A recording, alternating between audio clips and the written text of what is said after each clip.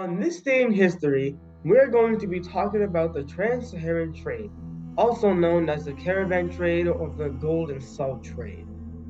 For hundreds of years, merchants with valuable goods traveled across the largest desert in human history. Surrounded by a harsh environment, they managed to buy, sell, and create what we know as the Trans-Saharan trade routes. The Trans-Saharan trade routes is a trade across the Sahara Desert in Africa. Its state of origin is still in debate today, but many agree it began around the 3rd and 4th century, prior to Christianity. Let's first discuss its origin story.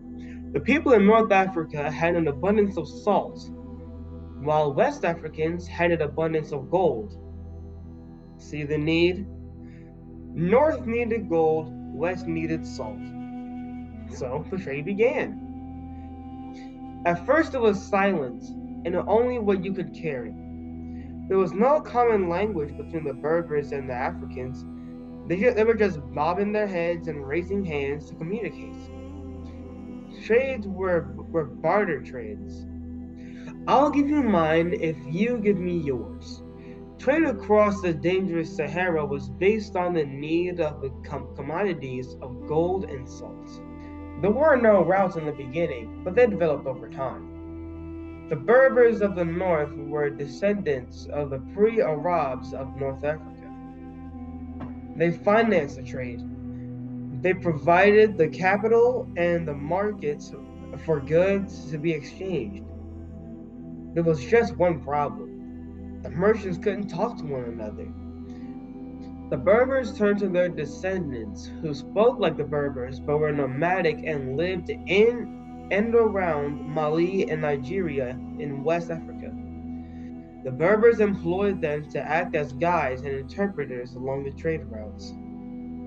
As time went on, three main trade routes were developed: the Eastern, the Central, and the Western. Along these trade routes, there were oases and other spots that they could rest.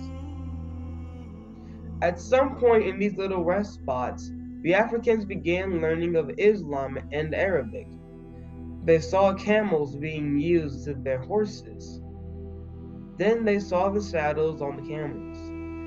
This made the travel across the desert easier and allowed them to carry more goods. Because of the trade, the Islamic faith also spread throughout North and Western Africa. This provided a common language and belief system among the traders. As different empires converted, they too got in on the profitable exchange. Mali, under the rule of Mansa Musa, is a great example of this. He developed the city of Timbuktu, which started as a resting spot and later developed in the great metropolis of learning and the first university in trade. The Trans-Saharan trade was booming. Empires like Mali, Ghana, and Songhai provided safety and security along the routes in their jurisdiction.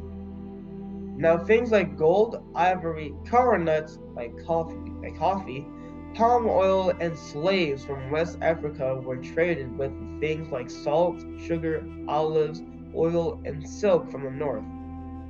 Yes, silk from China. In the north, they also got involved in the silk trade. Goods, cultures, and ideas were now traveling across the known world. Do you remember the king of Mali, Mansa Musa? Yeah, he made a mess of things on his way to Mecca. He stopped through Cairo and Egypt and collapsed its economy as he was giving out so much gold to the poor there. Guess who found out? The Europeans. Now the battle over gold was on. The Europeans came down offering weaponry for gold, ivory, and slaves, shifting some of the trades to the coasts, slowing the Trans-Saharan trade down. They began to slowly chip away the reigning empires.